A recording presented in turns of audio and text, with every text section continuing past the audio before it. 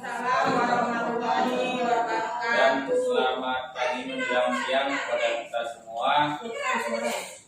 Pada hari ini, mari kita sama-sama mengucapkan puji syukur kehadirat Allah Subhanahu wa Ta'ala, Tuhan Yang Maha Esa, yang mana pada siang hari ini kita masih diberi nikmatnya, terutama nikmat kesehatan, sehingga kita dapat mengikuti acara sesi berbagi pemahaman dalam dan penerapan budaya positif di lingkungan sekolah yang akan disampaikan oleh teman kita Ibu Ida Rosiana Manalu sebagai guru penggerak yang berasal dari sekolah kita.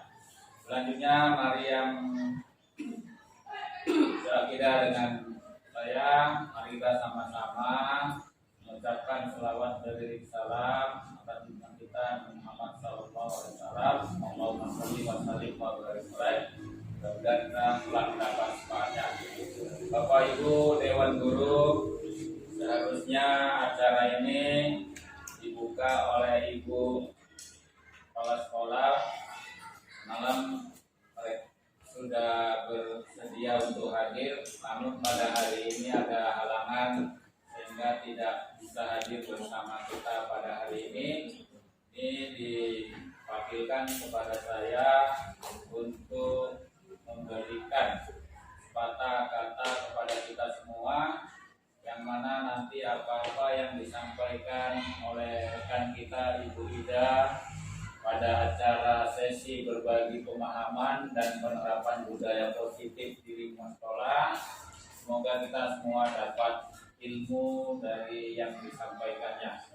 Semoga acara ini dapat berlangsung dengan baik dari awal sampai akhirnya nanti. Saya rasa ini ada yang dapat saya sampaikan. Semoga apa-apa yang disampaikan oleh Ibu Ida nantinya kita dapat mengikutinya dengan baik. Dan saya sudahi. Wassalamualaikum warahmatullahi wabarakatuh. Waalaikumsalam warahmatullahi wabarakatuh. Baik, selamat pagi teman-teman semuanya, Bapak Ibu Guru yang saya hormati di SMP Negeri 2 Pulau Bandring.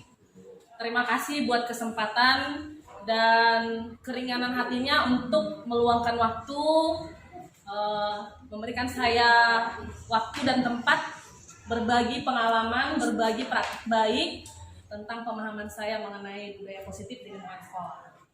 Jadi kurang lebih 2 bulan kami para calon guru penggerak telah menempuh program pendidikan guru penggerak.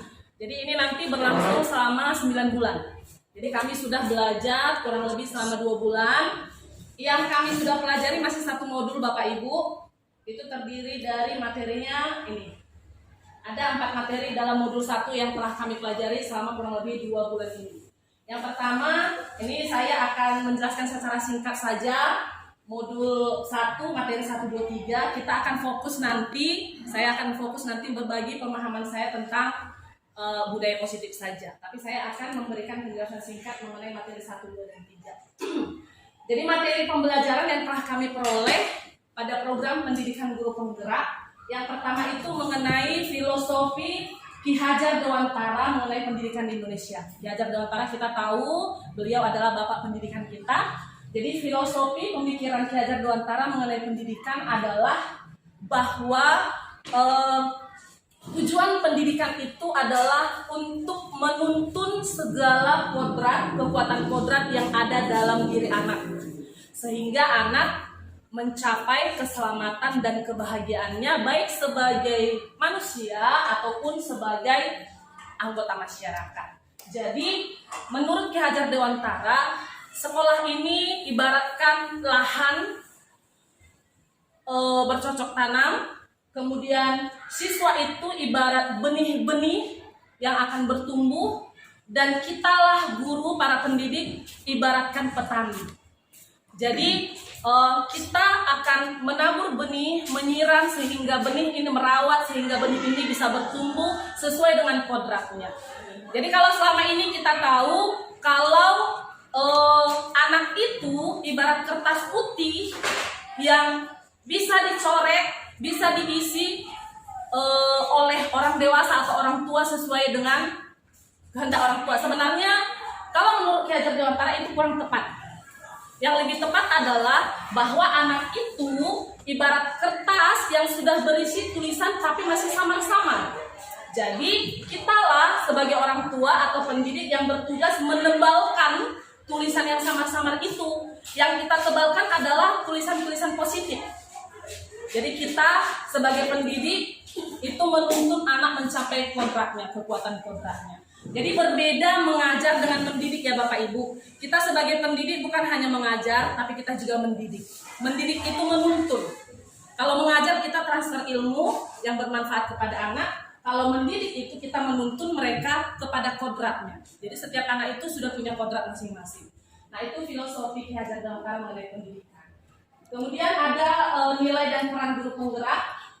Ini sebenarnya khusus ya. Pada umumnya nilai dan peran ini dimiliki oleh semua guru, bukan hanya guru penggerak. Jadi nilai-nilainya diantaranya ada kreatif, mandiri, gitu ya. Kemudian kolaboratif, mampu bekerja sama. Kemudian yang ketiga, materi yang ketiga yang telah kami pelajari adalah visi guru penggerak. Dalam hal ini kemarin kami telah menyusun visi masing-masing guru penggerak. Kalau saya pribadi kemarin visi saya adalah membangun murid di masa depan yang memiliki profil pelajar Pancasila. Jadi profil pelajar Pancasila itu diantaranya beriman dan bertakwa, kemudian berakhlak mulia, mandiri, bergotong royong, dan lain sebagainya. Jadi kita tiba pada materi yang hari ini akan kita fokus. Saya akan berbagi pemahaman, yaitu mengenai budaya positif.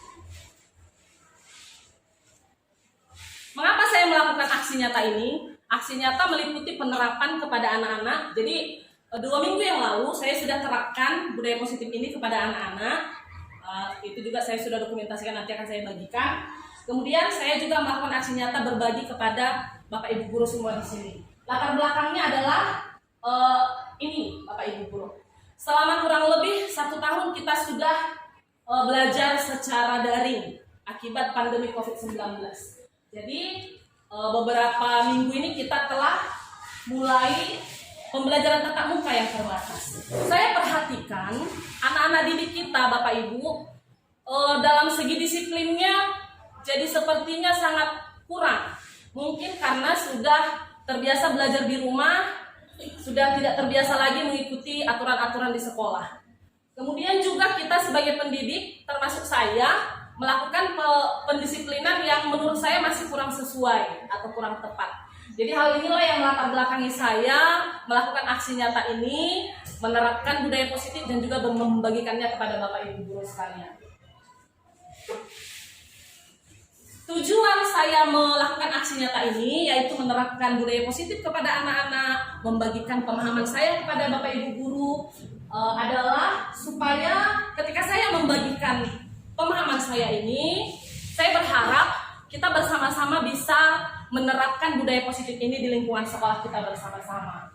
Kemudian harapan saya juga ketika saya menerapkan kepada anak-anak kurang lebih 2 minggu yang lalu, saya berharap murid-murid kita ini menjadi pelajar yang memiliki disiplin diri dan menyadari bahwa sekolah bukan hanya sebagai tempat untuk belajar, tetapi juga untuk pembentukan karakter mereka, sehingga nantinya mereka bisa menjadi pelajar yang memiliki profil pelajar Pancasila.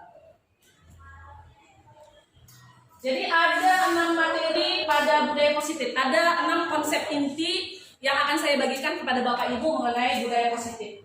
Yang pertama, perubahan paradigma dari stimulus respon menjadi teori kontrol. Itu yang pertama. Yang kedua, mengenai disiplin positif, dan 3, motivasi perilaku manusia. Yang ketiga, keyakinan kelas, hukuman dan penghargaan. Yang keempat, 5 kebutuhan dasar manusia, dan yang kelima, 5 posisi kontrol. Yang terakhir, segitiga restitusi. Kita akan bahas yang pertama Bapak Ibu mengenai perubahan paradigma stimulus respon menjadi teori kontrol. Jadi paradigma itu adalah cara berpikir, pola pikir, cara memandang sesuatu. Jadi diharapkan dengan budaya positif ini kita berubah dari paradigma stimulus respon menjadi teori kontrol. Itu bagaimana Bapak Ibu? Paradigma stimulus respon dengan teori kontrol itu bertolak belakang 180 derajat. Ya.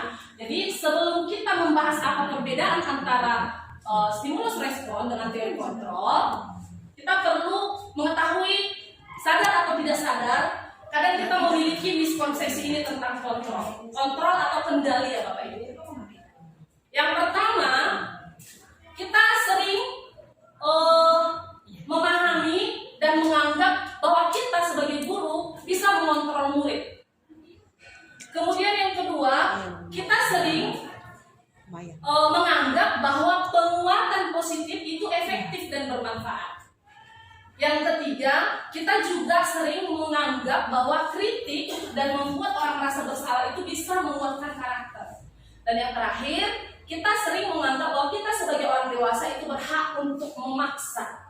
Jadi keempat ini adalah miskonsepsi tentang kontrol. Ini semuanya hanyalah ilusi. Ilusi artinya kenyataannya bukan ini sebenarnya. Ini hanya anggapan kita saja, gitu. Jadi ketika kita selama ini menganggap seperti ini, memiliki konsep seperti ini, berarti kita masih ada di paradigma stimulus respon. Ya Bapak Ibu. Nah, jadi apa bedanya dengan teori kontrol? Kita akan membahas satu persatu miskonsepsi ini Bapak Ibu. Nah, yang pertama, guru mengontrol murid itu adalah ilusi. Mengapa? Itu ya, kita pada dasarnya kita itu kepada murid tidak memberikan pilihan mereka untuk melakukan apa. Ya kan Bapak Ibu? Kita biasanya langsung memberikan, kamu harus begini, kamu harus begini. Kita bersikap seolah kita bisa mengontrol murid. Jadi murid mematuhi kita itu sebenarnya bukan karena kita mengontrol mereka, tapi karena mereka membiarkan diri mereka dikontrol. Kenapa mereka membiarkan diri mereka dikontrol? Mungkin pada saat ini kebutuhan dasar mereka adalah mereka patuh. Tapi sebenarnya faktanya mereka itu bukan karena kita bisa kontrol, gitu Bapak Ibu. Ya, jadi guru mengontrol murid ini adalah ilusi, ini miskonsepsi tentang kontrol, bukan ini yang benar, gitu ya. Jadi teori kontrol menyatakan bahwa semua perilaku memiliki tujuan. Jadi ini yang benar. Setiap siswa itu melakukan atau bukan hanya siswa, kita sebagai guru pun berperilaku pasti kita punya tujuan. Jadi kalau murid mematuhi guru bukan karena guru berhasil mengontrol murid, bukan. Tapi karena murid pasti punya tujuan. Pasti ada maksud dalam hatinya. Mungkin supaya saya dapat nilai yang bagus atau sebagainya, gitu Bapak Ibu. Yang kedua, miskonsepsi tentang kontrol adalah bahwa semua penguatan positif itu efektif dan bermanfaat. Kita sering penguatan maksudnya gini, kita memberikan pujian, bagus, jawabanmu bagus, misalnya seperti itu ya, penguatan positif. Itu sebenarnya tidak selamanya efektif dan bermanfaat. Jadi ini hanya ilusi, ini juga salah satu miskonsepsi tentang kontrol. Jadi penguatan positif yang diberikan itu sebenarnya sadar tidak sadar itu adalah bentuk-bentuk kontrol kita kepada murid. Ya, jadi itu merupakan suatu usaha untuk mempengaruhi murid untuk melakukan hal yang sama itu lagi, gitu, mengulangi hal yang sama, gitu ya. Nah, jadi pada waktu tertentu murid bisa saja menyadari bahwa penguatan yang kita berikan itu kurang cocok dengan dia, dan akhirnya penguatan itu bisa istilah lainnya bisa bujukan ya Bapak Ibu ya. Nah, bisa akhirnya nanti pada saat tertentu ketika murid menyadari bahwa penguatan atau bujukan yang kita berikan selama ini kepada mereka itu tidak cocok dan mereka akhirnya menolaknya, gitu Bapak Ibu. Nah, atau bisa jadi murid ini jadi tergantung kepada penguatan-penguatan yang selama ini kita tanamkan kepada mereka. Mereka jadi tidak mandiri, gitu.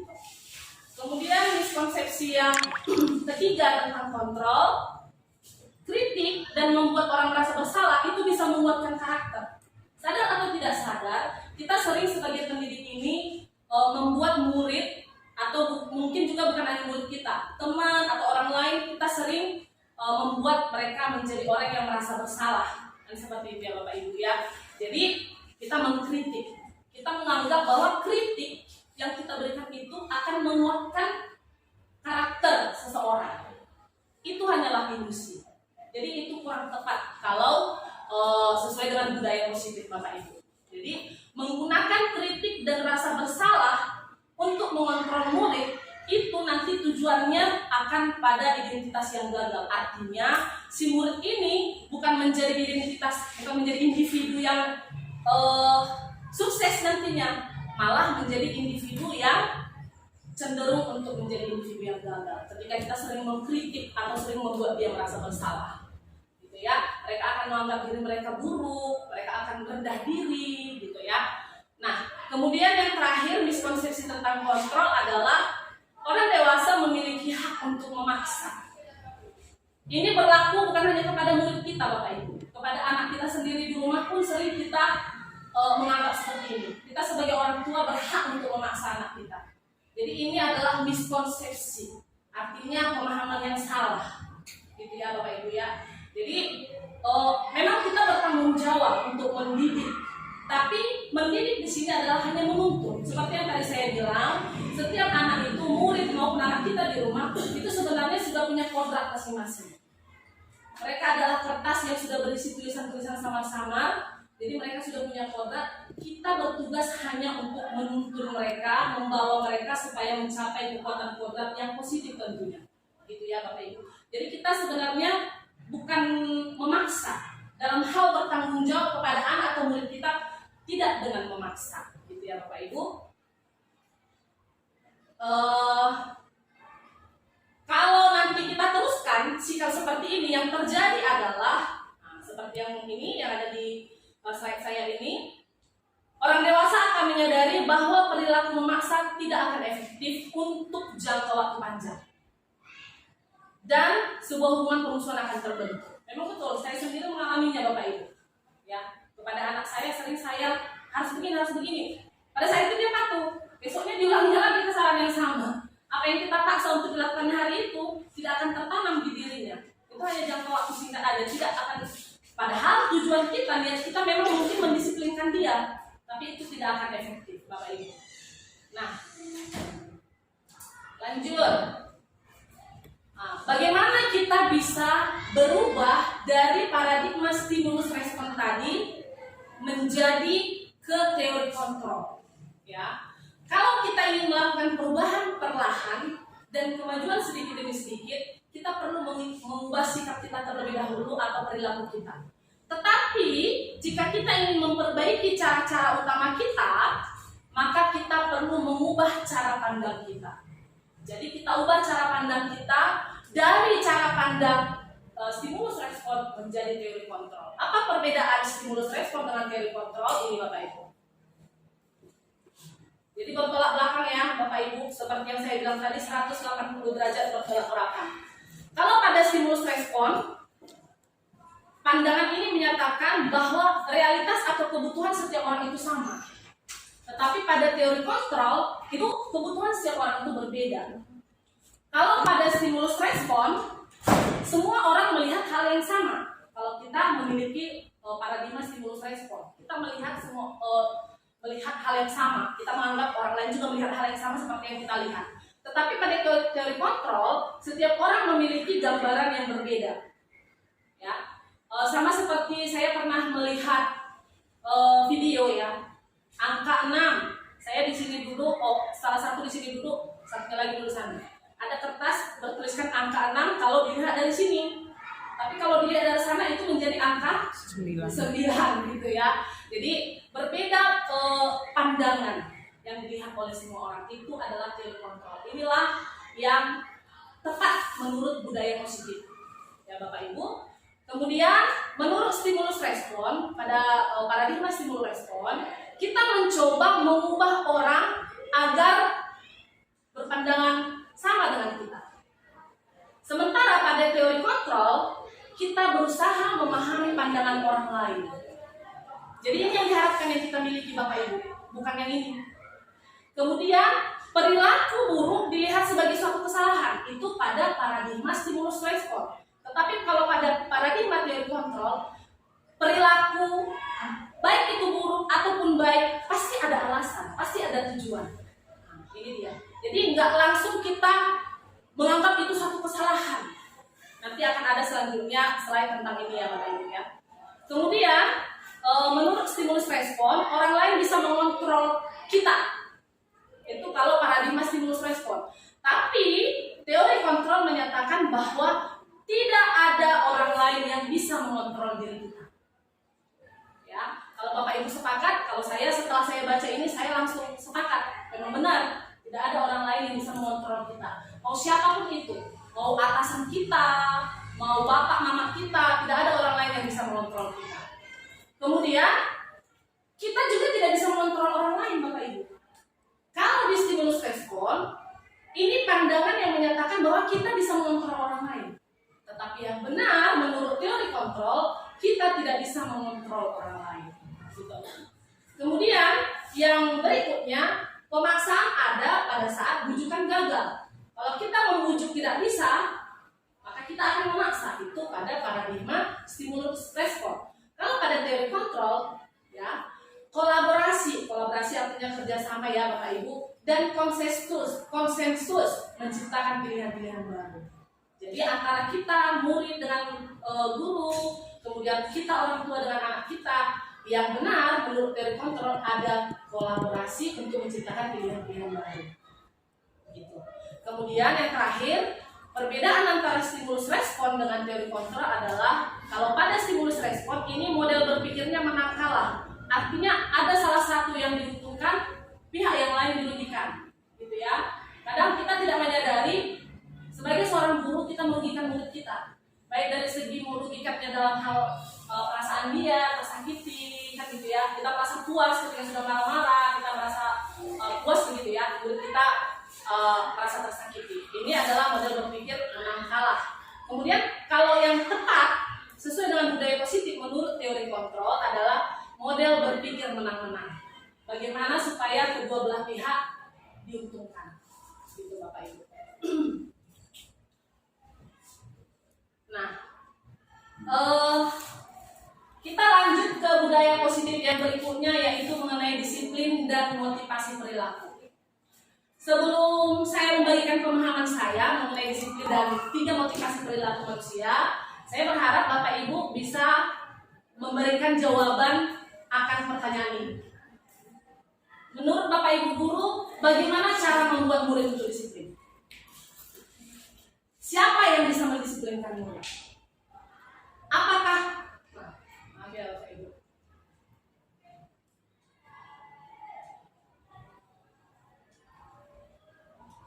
Nah, ini dia. Apakah guru yang bisa mendisiplinkan murid? Atau mungkin kepala sekolah? Atau mungkin orang tua dia yang bisa mendisiplinkan dia? Atau murid itu sendiri? Coba kita sama-sama merenungkan pertanyaan ini dan menjawabnya. Kira-kira Bapak Ibu guru, saya harap responnya satu orang memberikan respon. Menurut Bapak Ibu guru, bagaimana menjawab pertanyaan ini? Menurut saya murid itu sendiri yang bisa mendisiplinkan dirinya. Menurut Ibu Supiati, tidak ada yang bisa mendisiplinkan dirinya kecuali murid itu sendiri. Gitu ya, Bu ya. Kalau menurut teman-teman yang lain, Bapak Ibu yang lain, bisakah murid itu didisiplinkan oleh guru? Oke, Bu Sri. Ini kan konteksnya mungkin dalam hal guru ya, guru bisa tidak kan. Jadi kalau menurut saya bagaimana cara membuat murid disiplin, ya otomatis harus gurunya dulu yang disiplin. Karena guru itu adalah dibuku dan ditiru. Jadi anak itu akan mencontoh apa yang dibuat oleh guru. Itu menurut saya. Terima kasih. Terima kasih banyak Bu Sri. Jadi menurut Bu Sri, bagaimana cara membuat murid disiplin dengan menjadi teladan? Ya, itulah ya. Jadi kita sebagai guru harus lebih dulu disiplin. Ketika kita menjadi disiplin, kita menjadi teladan, si anak harapannya akan meniru kita. Gitu ya, Bapak Ibu ya. Terima kasih Bu Sri. Ada pendapat yang lain mungkin Bu Desi atau Pak Ladi? Oke, silakan Bu Susi. Langsung saja, kalau saya berpendapat dari kepala sekolahnya dulu. Setelah itu baru guru, kemudian ke murid. Karena kan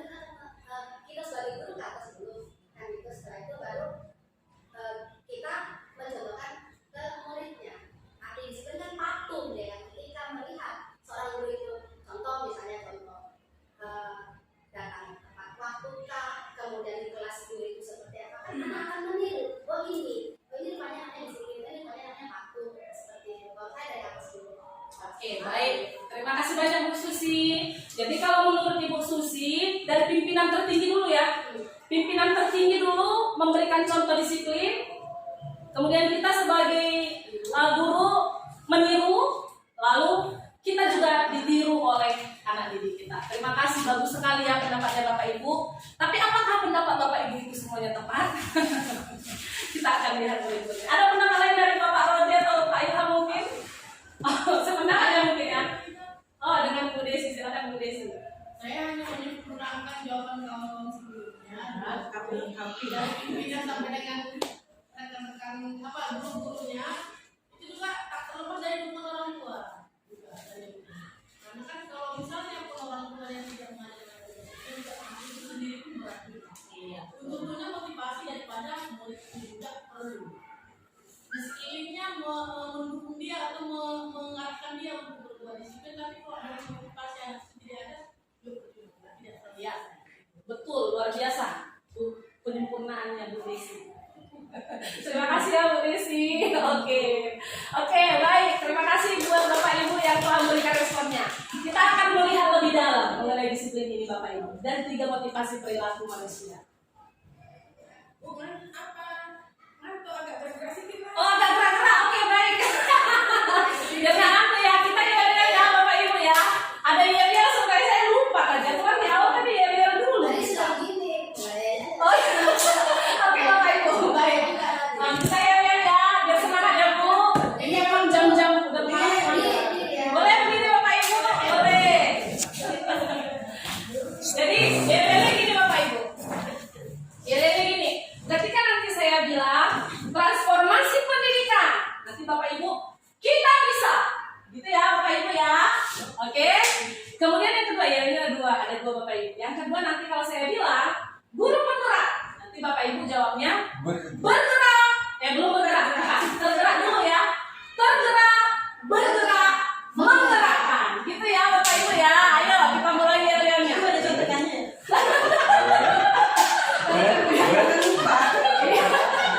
Oke, kita mulai ya Bapak Ibu ya. Kita semangat ya. Ya. Transformasi pendidikan. kita bisa. Sekali lagi, transformasi pendidikan. Kita bisa. Oke. Guru penggerak.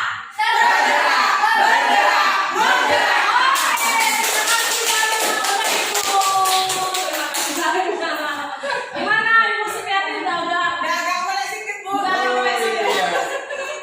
Udah kehilangan tentunya ya. Terima kasih banyak Bapak Ibu. Jadi guru penggerak itu tergerak untuk bergerak lalu menggerakkan orang lain. Itu rangkumannya. Oke, jadi kita kembali ke disiplin tadi.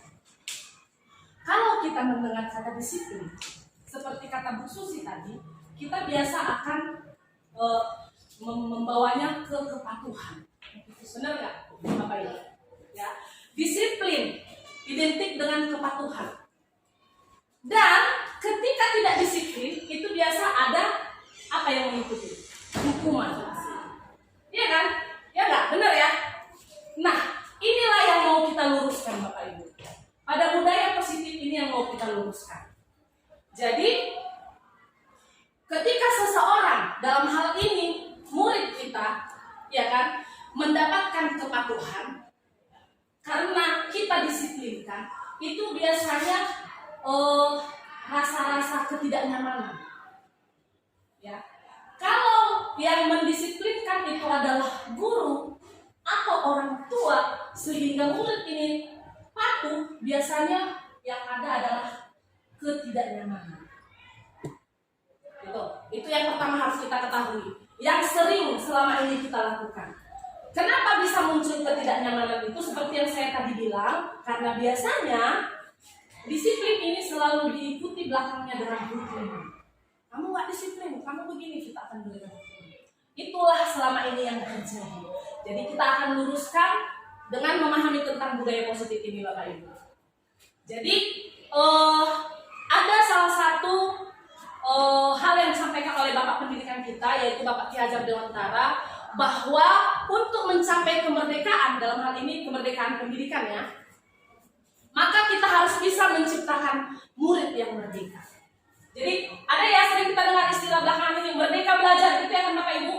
Merdeka belajar kan gitu ya. Dalam hal ini merdeka bukan berarti bebas sebebas-bebasnya Bapak Ibu. Bukan. Tapi merdeka dalam hal ini menurut Ki Hajar Dewantara adalah memiliki disiplin yang kuat. Jadi seseorang yang merdeka berarti adalah seseorang yang sudah memiliki disiplin yang kuat. Disiplin yang dimaksud di sini adalah disiplin diri.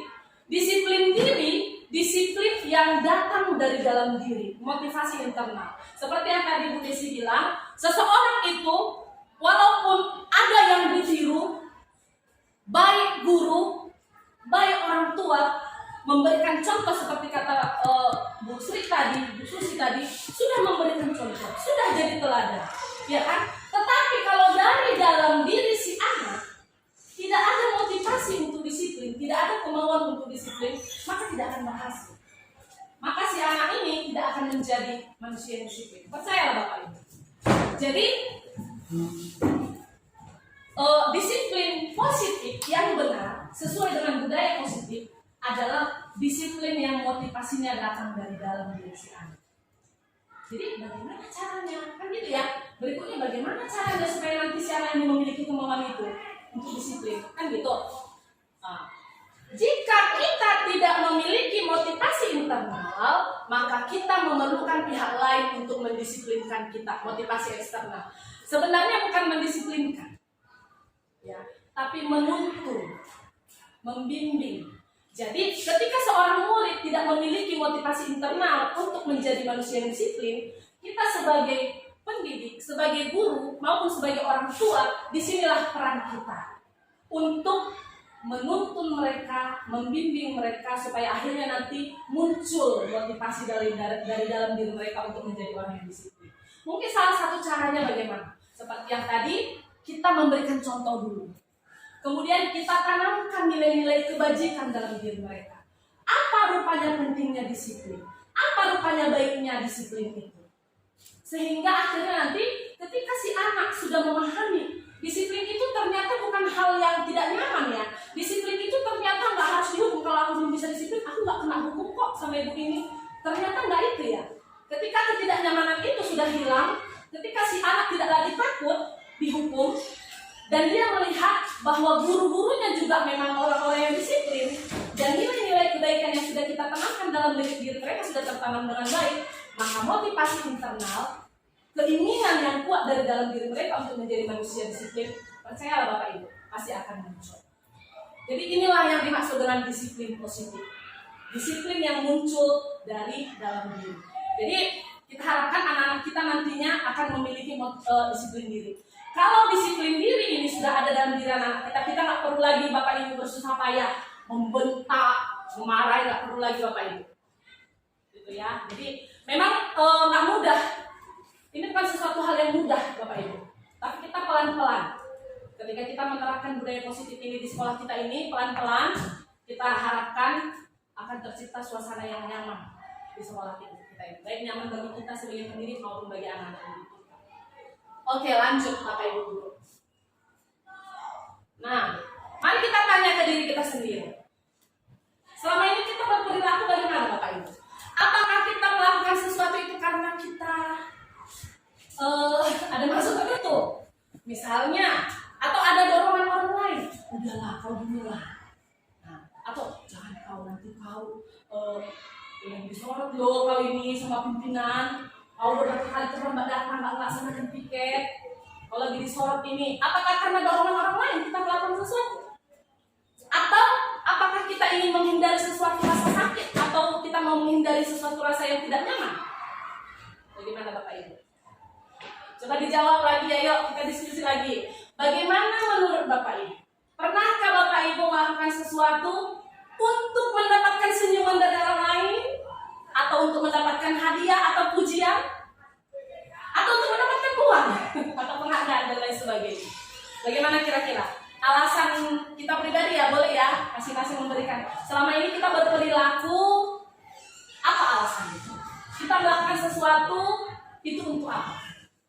Coba saya harapkan responnya Bapak Ibu mungkin yang oke. Silakan Ibu Desi. Panjang yang saya lakukan, yang saya alami, dan ada beberapa juga dari situasi lingkungan sekitar ya.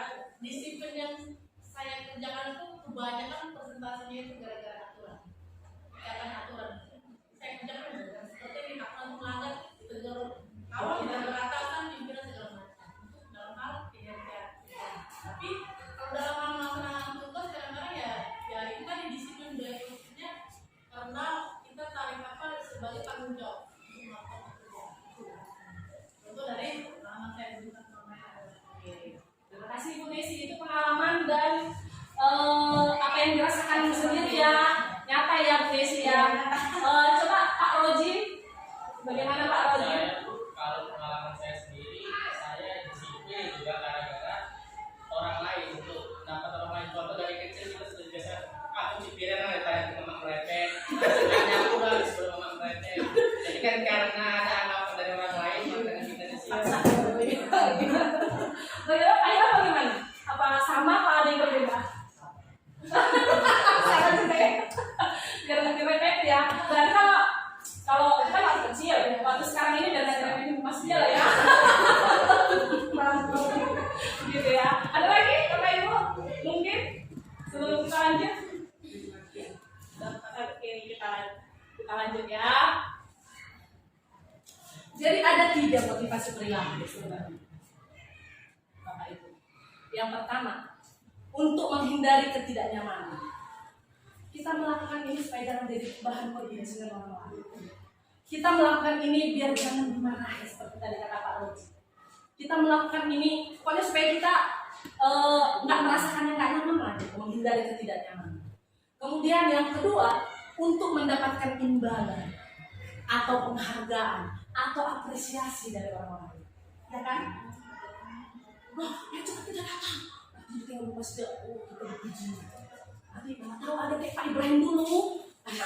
Penghargaan. Bagian lebih disiplin yang paling guru terdisiplin kan ada imbalan kan? Dulu ya. Mana tahu ya kan? Nah, itu motivasi yang kedua Bapak Ibu. Motivasi yang ketiga, untuk menjadi orang yang kita inginkan, yang menghargai diri sendiri dengan nilai-nilai yang dipercaya. Ini maksudnya gimana? Maksudnya gini. Ketika kita seperti yang tadi kata Bu Desi tadi, ketika kita datang tepat waktu, kita melakukan itu bukan karena kita ingin dipuji, bukan karena kita takut dimarahi, tapi karena kita memang merasa ini tanggung jawab kita. Kita ingin memiliki nilai-nilai dalam diri kita menjadi orang yang bertanggung jawab. Salah satu nilai seorang guru atau guru penggerak adalah yang tadi, mandiri, ya kan? Kreatif, kan gitu. Jadi motivasi yang ketiga karena kita ingin memiliki nilai-nilai dalam diri kita. Nilai-nilai yang tentunya kita percaya itu baik. Jadi yang ini kemarin sudah saya jelaskan kepada murid, kepada anak-anak kita. Dan saya menanyakan kepada mereka juga, mereka selama ini, khususnya tahun 2021 yang lalu, kira-kira motivasinya yang mana? Saya tanya kemarin. Dan hampir sama seperti kita Bapak Ibu. Mereka rata-rata motivasinya adalah yang pertama dan yang kedua. Rata-rata mereka jawabannya hampir sama. Ya kan? Jadi menurut Bapak Ibu saya tanya, yang motivasi keberapa yang paling tepat sesuai dengan budaya positif, yang terbaik, yang the best? Motivasi yang ketiga ya. Ya kan? Jadi kita di budaya positif ini kita diajak, marilah mulai hari ini kita ubah motivasi kita. Jangan karena kita ingin dipuji orang, jangan karena kita takut dimarahi pimpinan atau siapapun, tetapi marilah kita berperilaku melakukan segala sesuatu baik itu tugas tanggung jawab kita, karena memang kita ingin menjadi pribadi yang memiliki nilai-nilai positif yang kita percaya itu baik. Itu ya Bapak Ibu ya. Oke, kita next. Kita masuk ke keyakinan kelas. Masuk ke keyakinan kelas ya Bapak Ibu ya. Lanjut, pertanyaannya ada yang perlu kita jawab. Mengapa keyakinan kelas? Mengapa tidak peraturan kelas saja? Kemudian, mengapa adanya keyakinan kelas itu penting supaya terbentuk sebuah budaya positif? bagaimana mewujudkan sebuah keyakinan kelas yang efektif. Kita paham lah ya apa itu keyakinannya. Tentunya kita paham ya apa itu keyakinannya. Jadi bagaimana menurut Bapak Ibu, mana lebih baik? Keyakinan kelas atau peraturan kelas? Menurut saya keyakinan. Menurut Ibu Desi keyakinan Kalau kelas? keyakinan itu mungkin tidak akan atas mau dari kelas, dari murid-murid yang terakhir. Betul. Kalau peraturan Luar biasa. tanya wali kelasnya. Iya, Atau dari iya. sekolah. Ada pendapat lain? Iya, benar. Sama sesuai. Sama ya. Benar. Sama lagi. Berarti Bu, berarti itu menciptakan adanya keyakinan kelas itu berarti harus ada konfirmasi antara wali kelas dengan murid itu sendiri. Nanti di slide berikutnya ya Bu, nanti ada itu di slide berikutnya nanti ada. Bagaimana cara tambahan maksudnya? Iya, kalau kita membuat keyakinan fasilitas itu adanya kesepakatan kelas. Nah, kesepakatan yang pertama secara sadar dan sungguh-sungguh, kemudian disepakati oleh kelas Sama-sama. sama-sama. Kalau yang peraturan kan mengarah pada Hukuman. kalau misalnya hukuman. Kalau misalnya kesal, dibongkarkan yang buat per individu. Iya. Tidak ada kesepakatan. Seperti itu. Terima kasih buat Bapak Ibu yang memberikan jawabannya dan jawabannya luar biasa. Saya sangat apresiasi sekali. Kita lanjut ya Bapak Ibu. Nah, ini sebelum kita ke keyakinan kelas tadi ya, menurut Bapak Ibu, mengapa kita memiliki peraturan menggunakan helm saat berkendara? Kenapa ada peraturan itu? Itu yang pertama. Kemudian pertanyaan yang kedua, kenapa ada peraturan harus menggunakan masker atau mencuci tangan, khususnya di masa pandemi ini? Tentu karena ada keyakinan bahwa dengan menggunakan helm kita akan terlindung. Kalau kita terjatuh, kita kepalanya akan terlindung, nggak langsung ke arah. Jadi keselamatan, ada keyakinan keselamatan, nilai keyakinan di dalam peraturan itu adalah keselamatan. Kemudian menggunakan masker dan mencuci tangan. Kenapa ada peraturan itu? Dan kenapa kita mematuhinya? Kita mematuhinya karena kita memiliki keyakinan di dalam peraturan itu. Keyakinan di dalam menggunakan masker dan mencuci tangan itu adalah kesehatan dan juga keselamatan. Ketika kita menggunakan masker, kita akan terhindar dari COVID-19. Kita akan selamat dari COVID-19. Kita akan tetap sehat. Itulah keyakinan yang ada dalam diri kita, sehingga kita mematuhi peraturan itu. Jadi sangat sesuai dengan ini ya jawaban Bapak Ibu tadi ya. Jadi nilai-nilai keselamatan dan kesehatan inilah yang kita sebut dengan keyakinan. Yakin bahwa kita akan selamat, yakin bahwa kita akan sehat. Jadi nilai-nilai kebajikan, jadi keyakinan itu adalah nilai-nilai kebajikan atau prinsip-prinsip universal yang disepakati bersama. Ya, jadi lepas dari latar belakang suku, negara, bahasa ataupun agama. Jadi ini keyakinan nggak ada kaitannya dengan agama ya Bapak Ibu ya, bukan, lepas dari situ. Jadi ini yang disepakati bersama, gitu ya Bapak Ibu.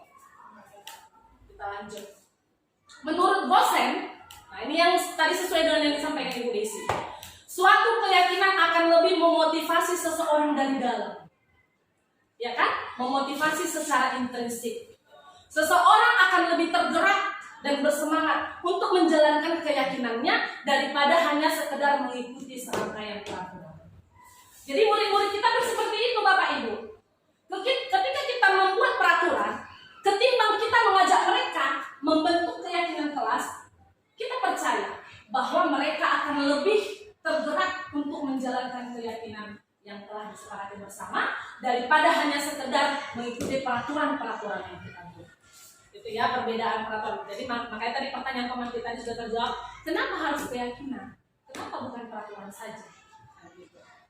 Jadi itu ya. Kita lanjut ya Bapak Ibu. Nah ini tadi yang ditanyakan sama siapa tadi? Bu Desi atau Bu Sujiati? Bu Desi ya. Bagaimana membentuk keyakinan kelas? Jadi ada prosedur pembentukan keyakinan kelas dan saya kemarin kurang lebih 2 minggu yang lalu sudah menerapkannya khusus di kelas yang saya sudah yang saya masuk ya, yang saya bimbingnya Bapak Ibu. Langkah pertama Bapak Ibu, mempersilahkan murid-murid kita untuk bercurah pendapat tentang peraturan yang perlu disepakati. Jadi peraturan dulu, namanya peraturan dulu ya yang perlu disepakati. Jadi kemarin saya sudah mempersilahkan ini, melakukan ini di kelas. Saya berikan kertas dan mereka coba kasih pendapat, menurutmu peraturan apa yang cocok di kelas kita ini demi kebaikan kelas. Jadi mereka masing-masing memberikan pendapat. Ya. Kemudian berikutnya semua masukan-masukan tadi dari murid-murid kelas itu dicatat di papan tulis ataupun di kertas besar supaya nanti semuanya bisa melihat dan memilah-milah mana kira-kira yang cocok di kelas ini yang bisa diterapkan sehingga nanti disepakati bersama. Nah, ini dia. Yang ketiga, mengajar murid-murid untuk menemukan nilai kebajikan atau keyakinan di dalam peraturan yang tadi mereka sudah berikan. Ya. Contoh, ada misalnya murid memberikan usul peraturan di kelas ini, mendengarkan guru ketika mengajar, begitu ya? Atau datang tepat waktu, itu peraturan yang mungkin yang diberikan anak-anak. Jadi bukan kita ya, sekali lagi Bapak Ibu, bukan kita yang membuat peraturannya ya, kita serahkan kepada anak-anak. Mereka membuatnya. Nah, jadi keyakinan pada aturan mendengarkan guru dan datang tepat waktu ini bisa kita saringkan menjadi satu keyakinan, yaitu saling menghormati atau menghormati orang lain. Jadi di dalam peraturan mendengarkan guru dan datang tepat waktu ini, kita meyakini bahwa dengan kita melakukan ini, kita meyakini bahwa kita melakukan ini kita sudah saling menghormati. Menghormati guru, menghormati orang lain, menghormati diri sendiri. Itu keyakinan yang ada dalam peraturan ini. Jadi sebaiknya keyakinan kelas itu jangan terlalu banyak. Ya Bapak Ibu, paling banyak itu berkisar 3 atau 7 prinsip atau keyakinan. Gitu ya Bapak Ibu. Nanti saya akan tunjukkan contoh keyakinan yang saya sudah buat di kelas bersama anak-anak. Nah, ini yang terakhir. Setelah disepakati, keyakinan kelas itu selanjutnya dibuat di ini ya. Kalau saya buat di kertas karton, kemudian ditempel di dinding kelas supaya bisa dilihat oleh semua warga kelas. Jadi keyakinan kelas ini nanti setiap mereka masuk kelas bisa dilihat, bisa dibaca dan selalu diingat. Gitu ya, Bapak Ibu. Ini mengenai keyakinan kelas. Jadi nanti Bapak Ibu boleh coba praktekkan di kelas masing-masing ya Bapak Ibu. Boleh dibentuk keyakinan kelas sesuai dengan kebutuhan kelas. Nah, kita masuk ke materi berikutnya mengenai budaya positif, yaitu kebutuhan dasar manusia. Ada pertanyaan pemantiknya Bapak Ibu. Ibu Ida, jadi saya pakai nama saya sendiri ya Bu, biar lebih kontekstual. Ibu Ida, guru wali kelas 74 di SMP Negeri 20 Bandring, sedang bingung menghadapi ulah salah satu muridnya. Bima namanya. Beberapa anak di kelas 74 telah datang kepada Ibu Ida dan mengeluhkan bahwa si Bima sering meminta bekal makan siang mereka dengan paksa. Nah, jika Bapak Ibu menghadapi situasi seperti Ibu Ida, apa yang akan Bapak Ibu lakukan? Menurut Bapak Ibu, kira-kira apa alasan Bima melakukan itu?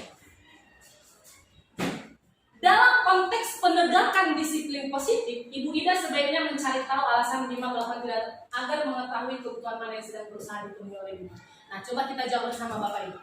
Menurut Bapak Ibu, ketika Bapak Ibu menghadapi situasi seperti yang dihadapi Ibu Bima ini, apa yang akan Bapak Ibu lakukan? Dan kira-kira menurut Bapak Ibu apa alasan si Bima melakukan? Ya. Kalau sebagai wali, kita wali kan Ibu, kita telusuri dulu apa masalah si anak ini, kenapa dia bisa minta sama si kawan itu. Dengan kita telusuri apa permasalahannya, kita sudah memberikan bukti-bukti yang akurat, baru kita panggil anak itu dengan kita karena kita harus solusinya gitu. Kita berikan solusi lah ya. Setelah kita tahu alasan anak itu kenapa melakukannya, kita akan berikan solusi. Luar biasa Bu Supiati. Ada anak yang lain, mungkin Pak Marsino atau Pak Sutris?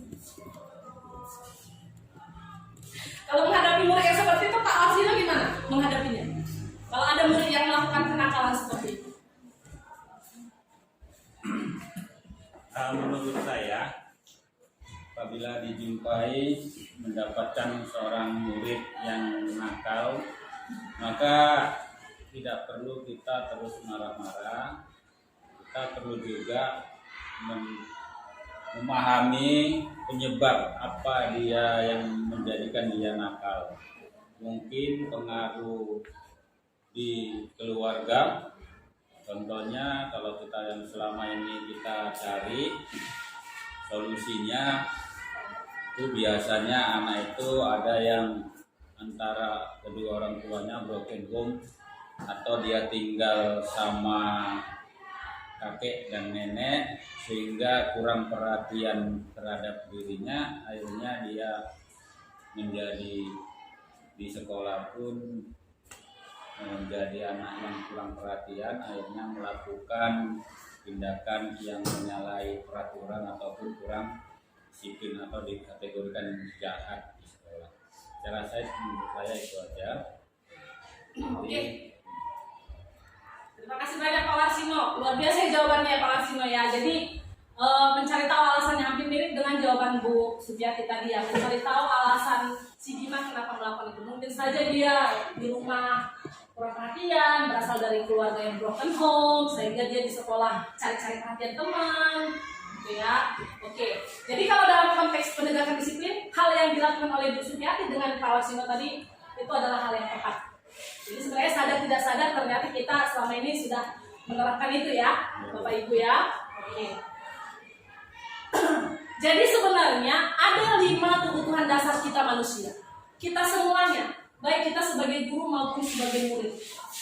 Ada 5 kebutuhan dasar yang sadar atau tidak sadar ingin kita penuhi. Kita melakukan sesuatu tanpa kita sadar sebenarnya kita sedang berusaha memenuhi kebutuhan, yaitu 5 kebutuhan dasar kita ini. Ya Bapak Ibu, kebutuhan dasar yang pertama adalah kebutuhan akan kasih sayang. Jadi kebutuhan akan kasih sayang dalam hal ini kebutuhan untuk diterima, diperhatikan, seperti yang tadi kata Pak Warsino. Mungkin si Bima tadi kalau misalnya dia jawabannya kenapa kau melakukan itu, kan kita tanya, ya kan?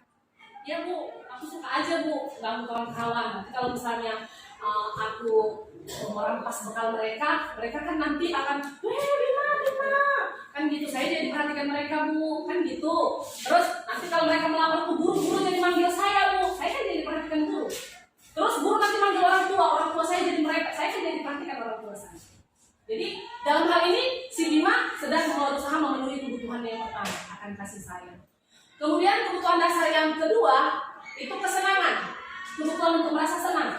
Kalau ketika kita tanya si Bima, kenapa nak kamu melakukan itu? Lucu aja Bu, muka orang itu lucu kan kalau lagi begini. Beli aku mau ketawa aku dengan itu. Nah, jadi kebutuhan yang ingin dipenuhi si Bima adalah itu kebutuhan akan kesenangan. Dia senang, dia merasa senang ketika dia melakukan itu. Gitu ya, Bapak Ibu. Jadi mungkin saja dia bosan, jadi cari-cari hal gimana ya dia senang. Aku ganggulah kalau mereka gitu. Kemudian yang ketiga, kebebasan, kebutuhan akan pilihan. Ketika kita menanyakan si Bima tadi, kenapa kamu melakukan? Aku Bu, ada sih memang bekalku dikasih mama, tapi itu aja tau, ceplok, atau ayam goreng. Bosan Bu, itu tadi bekalnya. Aku lihat bekal temanku menyenangkan, bervariasi, jadi pengen nyoba. Nah, jadi dia di situ sedang memenuhi kebutuhan dasarnya, itu kebebasan, diberikan pilihan, gitu ya Bapak Ibu. Kemudian yang keempat, kebutuhan akan penguasaan. Artinya di sini kebutuhan untuk diakui oleh orang lain. Dia ingin orang lain mengakui kemampuannya. Jadi bukan penguasaan ingin menjadi berkuasa, menjadi bos, bukan ya Bapak Ibu ya. Kebutuhan dasar penguasaan maksudnya di sini kebutuhan akan pengakuan oleh orang lain terhadap kemampuan ini. Jadi ketika si Bima kita tanya, kenapa kamu melakukan itu Bima? Kenapa merampas bekal kawan temanmu? Katanya apa Bu? Aku pokoknya puas aja mereka jadi takut sama aku, ya kan? Aku puas aja mereka jadi segan sama aku, mereka nengok aku jadi kan gitu. Jadi dia di situ sedang memenuhi kebutuhan penguasaannya. Ya, dia yang menunjukkan kalau dia itu ditakuti, dia yang menunjukkan kalau dia itu punya kuasa untuk mengambil makanan mereka gitu ya. Kemudian yang kelima, kebutuhan untuk bertahan hidup. Jadi bisa saja si Bima ini gak dapat bekal, ya kan, gak dapat uang jajan, kelaparan udah mau pingsan, ya kan. Daripada aku pingsan, pikirnya dirampas, dia punya kawannya kan gitu. Jadi setiap tindakan, setiap perilaku kita Bapak Ibu, sadar atau tidak sadar, itu sebenarnya kita sedang berusaha untuk memenuhi kebutuhan dasar kita. Jadi ini arahnya kemana? Arahnya adalah kita sebagai seorang pendidik, sebagai guru, baiknya mengetahui kebutuhan dasar anak didik kita, Bapak Ibu. Jadi setiap anak didik kita berperilaku, baiknya kita mengetahui apakah kebutuhan dasar yang sedang mereka inginkan. Ketika kita sudah mengetahui kebutuhan dasar si anak didik kita, sehingga dia melakukan suatu perilaku, maka kita bisa membantu, membimbing, menuntun anak ini bagaimana yang terbaik, cara yang benar untuk memenuhi kebutuhannya. Gitu ya, Bapak Ibu.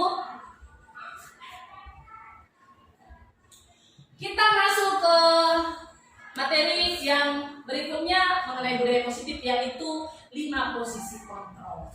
Jadi dalam hal ini, seperti yang tadi kita sudah bahas, bahwa tidak ada orang lain yang bisa mengontrol orang lain. Hanya diri dia sendiri yang bisa mengontrol orang lain. Jadi posisi kontrol dalam hal ini maksudnya adalah kita memposisikan diri kita untuk menuntun anak ini, bukan untuk mengontrol ya. Tapi kita pakai istilah posisi kontrol ya Bapak Ibu. Jadi ada 5 posisi kontrol yang dimiliki oleh kita sebagai guru. Yang pertama, penghukum. Nanti kita akan minta pendapat juga dari Bapak Ibu, selama ini kita ada di posisi mana ya. Penghukum, bagaimana posisi kontrol penghukum ini?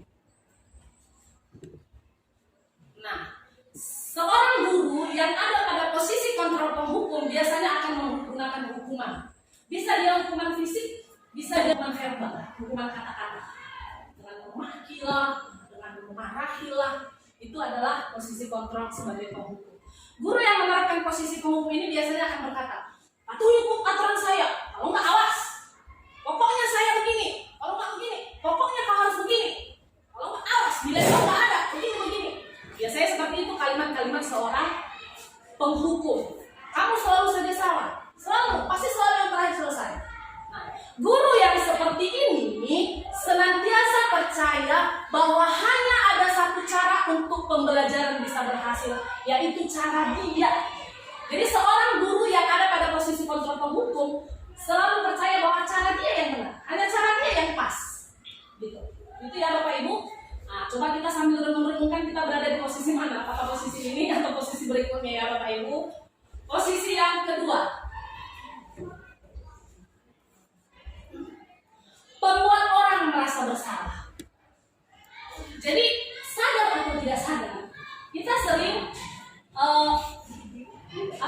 memperlakukan anak itu, bicara pada anak itu, kita membuat dia menjadi orang yang merasa bersalah. Biasanya orang yang berada pada posisi ini bicaranya lembut, tapi nyindir, musuh, ya kan? Lembut itu biasanya, ya. Nah, membuat orang merasa bersalah biasanya akan menggunakan keheningnya atau kata-kata lembut yang membuat orang lain merasa tidak nyaman, merasa bersalah, merasa rendah diri. Jadi biasanya kata-kata seorang guru yang ada pada posisi kontrol membuat orang merasa bersalah ini adalah, ibu kecewa dengan Nuna. Itu sebenarnya sadar tak sadar kita ada di posisi kontrol yang kedua, membuat orang merasa bersalah. Berapa kali Bapak harus beritahu kamu, Nak? Kenapa kamu gitu, Nak? Jadi si anak kan merasa bersalah. Kemudian gimana coba kalau orang tua kamu tahu? Kasihan sama orang tua. Tidak kok. Misalnya kita ngomong itu, hati-hati kalau orang tua tahu ibu hamil orang tuamu nangis di depan ibu, gimana perasaannya? Itu ada pada posisi kontrol yang kedua. Gitu ya Bapak Ibu ya. Di posisi ini murid akan memiliki penilaian diri yang buruk tentang dirinya sendiri. Murid akan merasa tidak berharga. Murid merasa telah mengecewakan orang-orang yang disayang.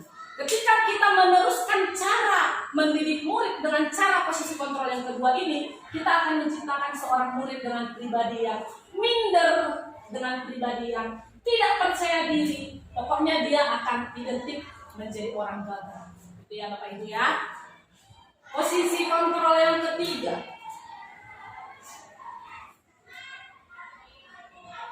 posisi sebagai teman. Ya, bagaimana seorang guru memposisikan dirinya terhadap muridnya? Apakah dia memposisikan dirinya sebagai teman? Bagaimana ini? Kita lihat. Nah, guru pada posisi kontrol ini tidak akan menyakiti murid. Tetapi akan tetap berupaya mengontrol murid dengan melalui cara persuasi. Persuasi tahu ya? diajak, dibujuk, dirayu gitu ya. Nah itu persuasi ya Bapak Ibu ya. Jadi posisi seperti ini bisa positif bisa negatif Bapak Ibu. Positifnya akan ada hubungan baik antara guru dengan murid.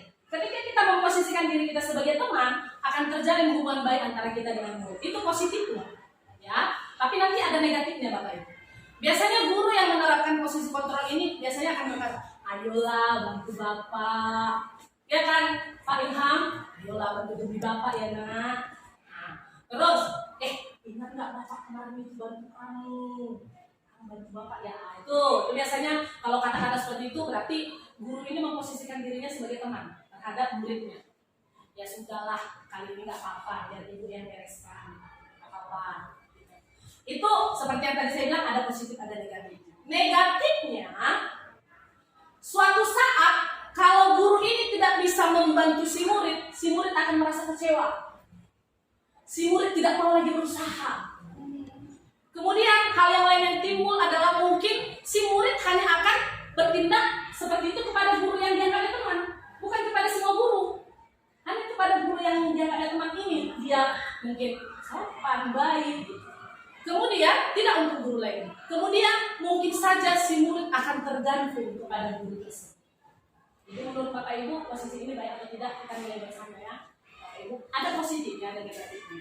Ya. Posisi yang keempat, monitor atau pemantau. Kita kalau pada posisi sebagai pemantau, berarti kita berada pada posisi sebagai pengawas. Bukan pengawas dinas pendidikan ya Bu. Pengawas terhadap murid-murid kita ya. Jadi pada saat kita mengawasi, kita bertanggung jawab atas perilaku yang kita awasi, dalam hal ini murid kita. Jadi posisi pemantau ini biasanya akan kaku pada peraturan-peraturan di sekolah atau di kelas, ya kan? Terus biasanya akan memberikan konsekuensi terhadap pelanggaran-pelanggaran akan peraturan-peraturan. Nah, seorang pemantau ini biasanya akan mengungkapkan kalimat-kalimat ini. Apa peraturannya? Nah, ingat peraturannya. Nah, misalnya gitu. Ingat nggak peraturan sekolah kita nah? Nah, misalnya gitu. Kemudian apa yang udah kamu lakukan coba? Kenapa kamu begitu? Apa yang kamu lakukan? Coba kamu ingat peraturan sekolah kita. Tahu apa konsekuensinya? Tahu kamu apa sanksi atas pelanggaran yang kamu lakukan? Biasanya kalimat-kalimat seperti inilah yang dilakukan oleh seorang pemantau atau monitor. Posisi kontrol yang terakhir, manajer. Ya, manajer. Jadi posisi kontrol yang kelima ini adalah posisi mentor. Mentor ya Bapak Ibu, di mana si guru berbuat sesuatu bersama-sama dengan murid. Jadi si guru selalu melibatkan murid. Baik dia dalam membuat peraturan kelas, si murid dilibatkan. Dan baik dalam membuat penilaian, si murid dilibatkan. Ya kan? Baik dalam menentukan konsekuensi terhadap pelanggaran, si murid dilibatkan. Nah, ini posisi manajer Bapak Ibu. Jadi si guru dengan posisi manajer ini biasanya akan mempersilahkan murid mempertanggungjawabkan perilakunya. Lalu mendukung murid sama-sama menemukan solusi atas permasalahannya. Seorang manajer biasanya akan berkata, apa yang kita yakini? Nah, kembali diingatkan akan keyakinan kelas yang sudah disepakati bersama. Kemudian, apakah kamu meyakini keyakinan kelas itu ibu tanya dulu? Kamu yakin nggak dengan keyakinan kelas yang kita sepakati? Saya seperti itu. Pokoknya akan dikembalikan ke murid. Biasanya kalau posisi manajer seperti itu. Kalau kamu yakin, apakah kamu bersedia memperbaiki kesalahanmu? Nah, gitu. Kalau kamu mau memperbaiki, kamu akan menjadi orang yang seperti apa? Kamu mau menunjukkan apa? Apa yang akan kamu lakukan untuk memperbaikinya? Begitu Bapak Ibu. Apa rencanamu ke depan? Jadi seorang manajer, seorang posisi manajer ini akan lebih memberikan kesempatan kepada murid menjadi pribadi yang bertanggung jawab. Tugas seorang manajer bukan untuk mengatur perilaku seseorang, tetapi membimbing murid untuk mengatur dirinya sendiri. Jadi kita hanya membimbing supaya murid ini bisa mengatur dirinya sendiri. Seorang manajer bukan mau mengatur murid, tapi membimbing murid supaya dia bisa mengatur dirinya sendiri. Nah, jadi dari 5 posisi kontrol ini kira-kira kita sering ada di mana, Bapak? Saya mau tahu dulu. Coba. Bu Desi. pembuatan merasa bersalah. Iya. Teman juga, Teman ada. tapi lebih sering yang pertama dan yang kedua ya. Banyak kan di Facebook. Sebelum mengetahui dia merayakan. Kalau mau, kalau mau udah mulai ya, mulai diterapkan ya posisi kanannya. Kalau mau nanti, dari tadi saya nggak mendengar suara Bu Rati, coba. Saya mau mendengar suara Bu Rati dulu. Karena memang selama ini kayak kita sama kalau di sekolah ya di rumah pun mungkin kita sebagai orang tua kadang seperti itu juga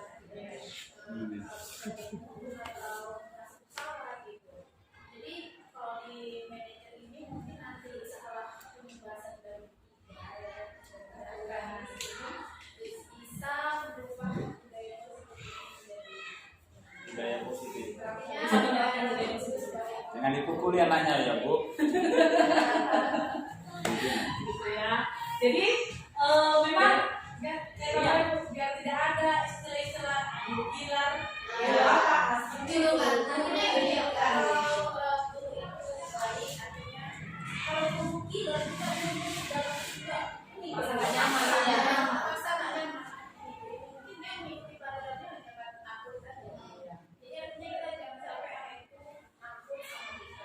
Belum belajar ketakutan. Cakapnya aja, katanya itu kalau kita ada suka sama seseorang iya betul. jadi bagaimana anak-anak kita minat pada kalau kita seperti itu gitu. Betul, saya setuju dengan Bu Rati.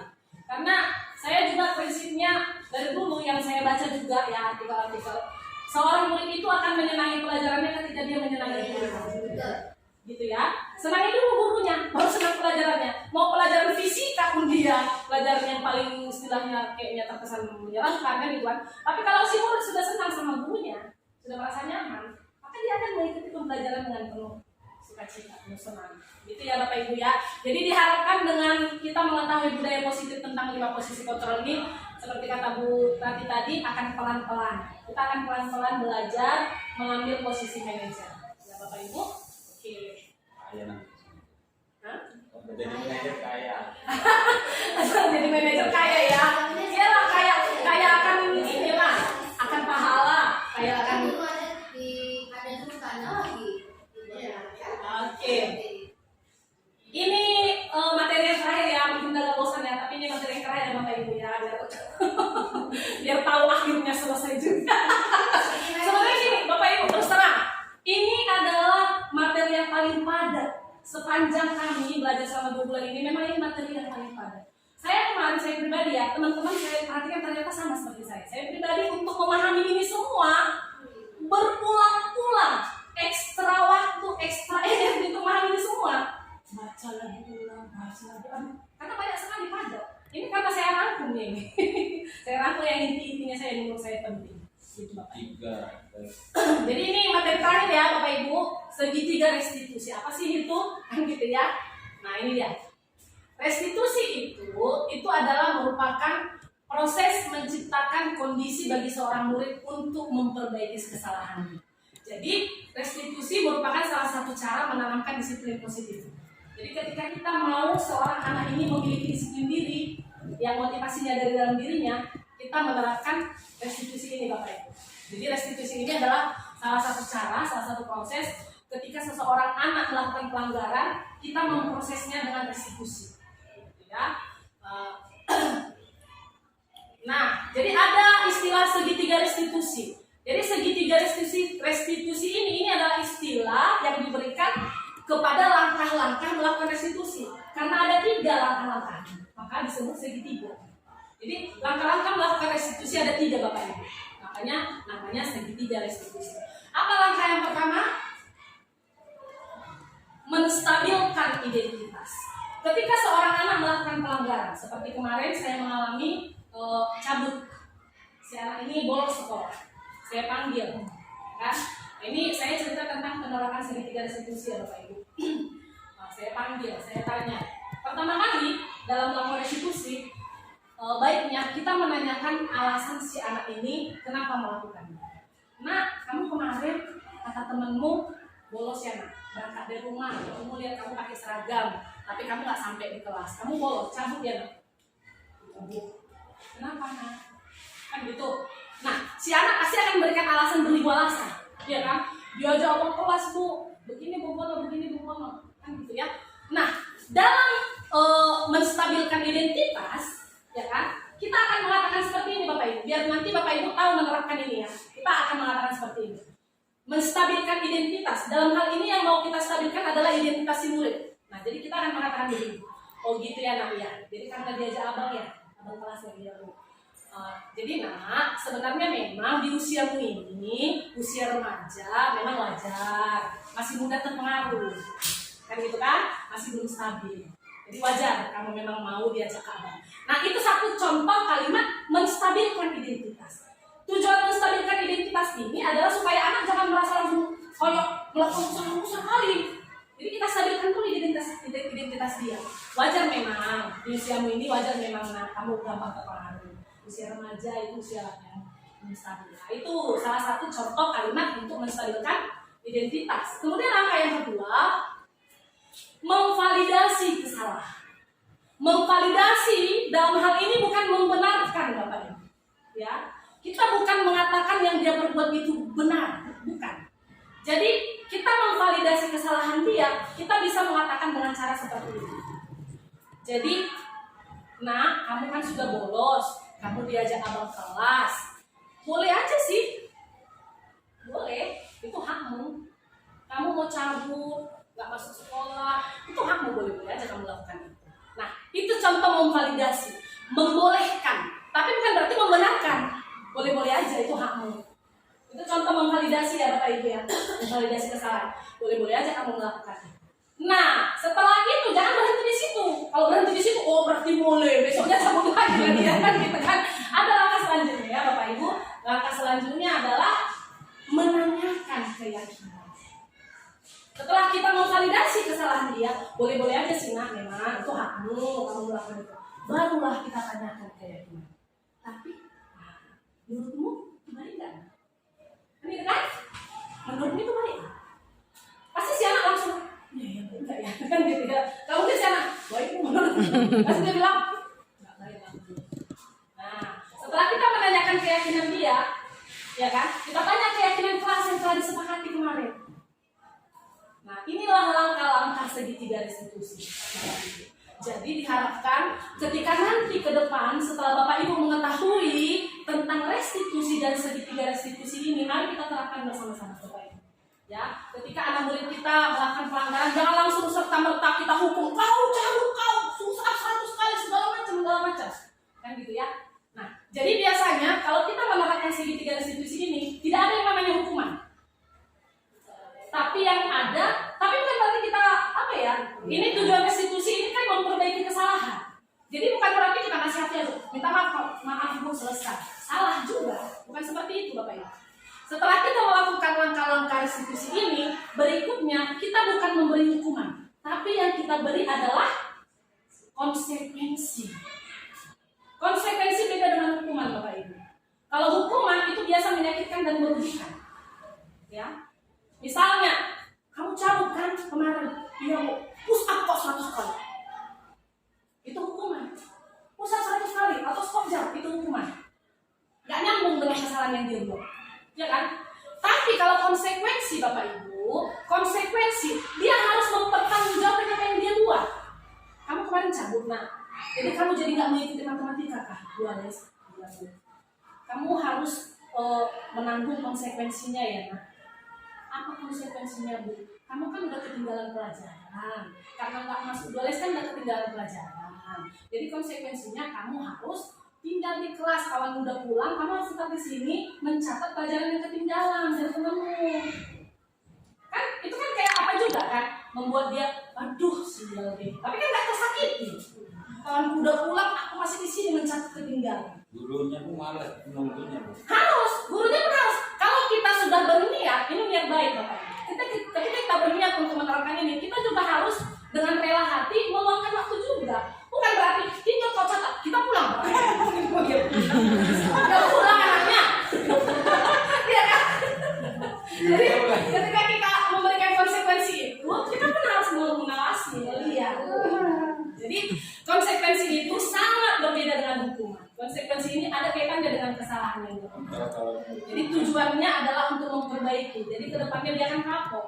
Kalau kita melakukan itu, lebih kapok dia daripada kita suruh squat. Kita suruh dia squat up, besok cabut lagi itu. Tapi kalau kita suruh dia mencatat aku lawan, nanti ketinggalan dari kawan lagi. Itu ya Bapak Ibu ya, mengenai segitiga restitusi. Oke.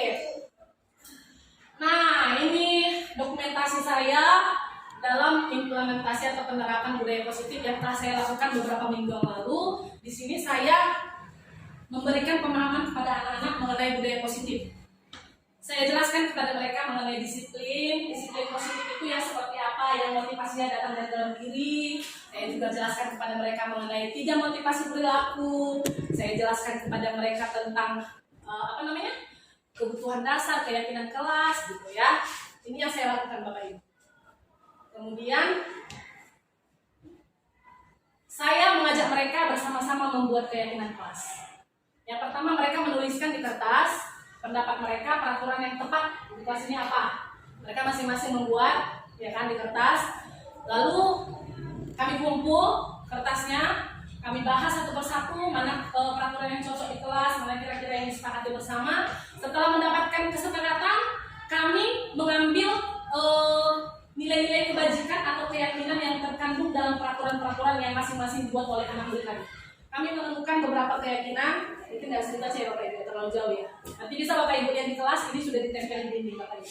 Ya, jadi kami sudah membuat keyakinan kelas, dan saya lihat Bapak Ibu setelah 2 minggu ini saya observasi, memang dia tidak signifikan, nggak langsung nampak, nggak signifikan, pelan-pelan. Tapi dengan kita konsisten, ya kan, melakukan terus menerus, harapannya budaya positif di lingkungan sekolah kita ini akan tercipta, akan terbangun, sehingga suasana di lingkungan sekolah kita ini akan menjadi lingkungan yang nyaman, Bapak Ibu.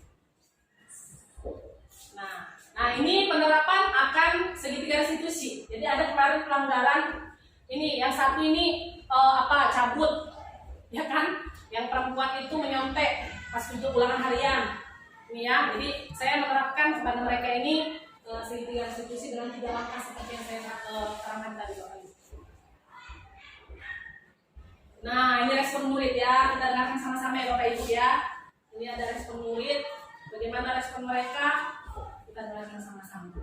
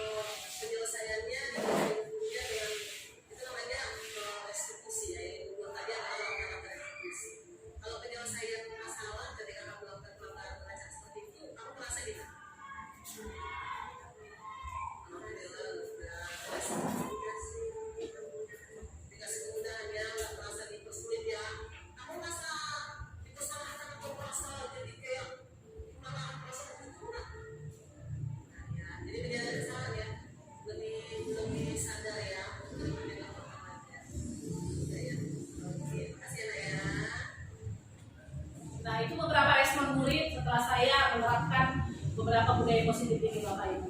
Jadi untuk menutup sesi berbagi hari ini Bapak Ibu, saya akan memberikan refleksi pribadi saya ya Bapak Ibu, refleksi diri saya. Jadi selama 1 minggu yang lalu, ini 1 minggu dari minggu ini ya, saya memberikan informasi kepada murid-murid mengenai konsep lingkup budaya positif. Saya mengajak mereka bersama-sama membuat keyakinan kelas untuk dilaksanakan bersama. Saya merasa bersemangat karena respon murid juga positif dan mereka tampak semangat dalam membuat keyakinan kelas. Dalam implementasi atau penerapan konsep inti, saya menemukan bahwa ternyata murid-murid kita memiliki keinginan untuk mempunyai disiplin positif dalam dirinya Bapak Ibu. Jadi tinggal kitanya untuk bisa menuntun mereka sehingga mereka memiliki disiplin tersebut.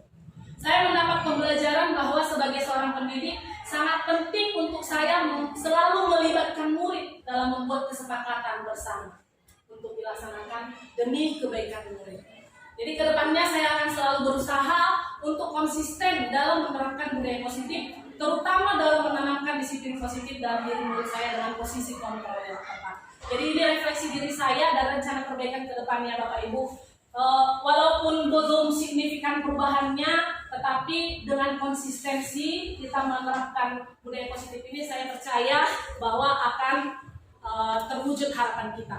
Jadi saya mau mengajak Bapak Ibu semuanya, mari kita sama-sama menerapkan budaya positif ini Bapak Ibu sesuai dengan pemahaman yang sudah saya bagikan tadi, supaya sekolah kita ini menjadi lingkungan yang menyenangkan, lingkungan yang aman bagi murid-murid kita, sehingga murid-murid kita harapannya menjadi manusia-manusia yang sukses nantinya. Ya Bapak Ibu, jadi untuk menutup sesi berbagi ini saya mau menunjukkan ada video inspiratif Bapak Ibu yang menurut saya sangat bagus dan saya ingin membagikannya juga untuk Bapak Ibu.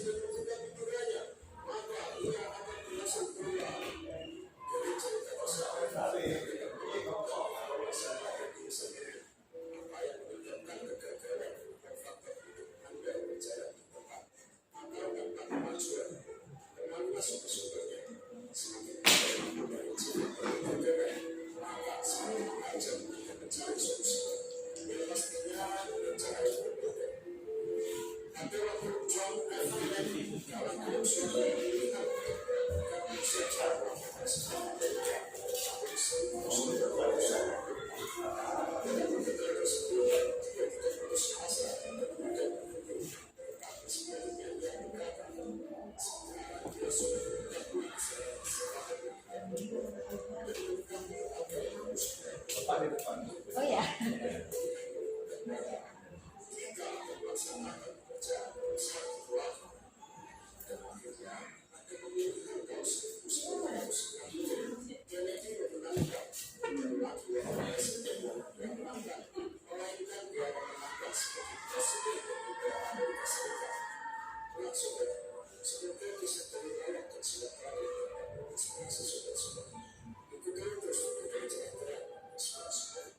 Nah, jadi itu tadi video inspiratif ya Bapak Ibu. Kita kalau mau menghasilkan, kalau mengharapkan hasil yang berbeda, jangan melakukan cara yang sama terus-menerus. Ketika kita melakukan satu cara dan gagal, kita coba cara yang lain. Itu maksudnya. Si Lala tadi jadinya mati karena dia coba cara yang sama terus-menerus. Gitu ya. Jadi kita belajar dari kesalahan. Itu inti dari kisah inspiratif. Oke Bapak Ibu, jadi saya lupa tadi sisi bertanya ya. Mana tahu ada yang mau bertanya, silakan Bapak Ibu. Halo, pas ya, sudah pas. Sudah cukup paham ya. Terima kasih banyak ya. Setelah ini kita sesi foto bersama ya Bapak Ibu. Oh iya, tadi udah sekalian tadi ya. Ya lihat karena sekali. Oke, jadi kita bikin yang terakhir untuk menutup, lalu kita berfoto bersama ya di depan ini nanti ya Bapak Ibu.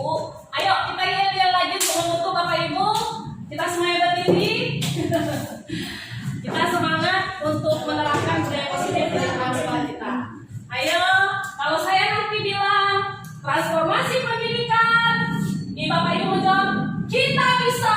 Kalau saya bilang guru penggerak, ayo nanti teman-teman menjawab bergerak, bergerak, menggerakkan. Ayo Bu, transformasi pendidikan kita bisa. Guru penggerak, bergerak, bergerak, menggerakkan.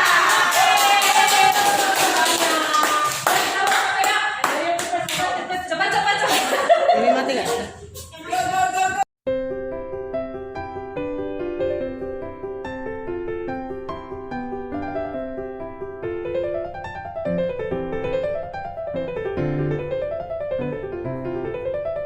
Gimana pendapat Mifta tentang budaya positif yang tadi Ibu sampaikan tentang motivasi perilaku? Gimana pendapat Mifta? Nah. Motivasi yang Ibu berikan itu sangat membantu. Jadi selama ini motivasi Mifta, motivasi yang mana ini? Yang satu dan yang kedua. Yang satu yang kedua, takut dihukum, pengen dipuji gitu ya. Jadi semenjak tahu motivasi ini gimana? Sangat terbantu.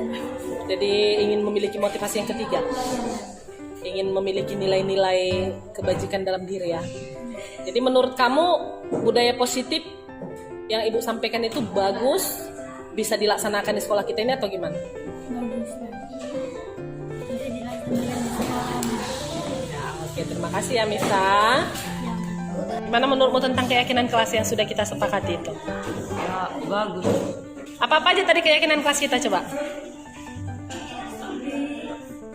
Bertanggung jawab, menjaga ketertiban, keamanan, keselamatan, kebersihan, sama saling menghormati. Iya. Menurutmu gimana tuh? Bagus ya? Bagus. Jadi bisa diterapkan nggak itu kira-kira? Saya diusahakan ya. Belajar ya Kak, pelan-pelan ya Kak. Oke, terima kasih Tiopan.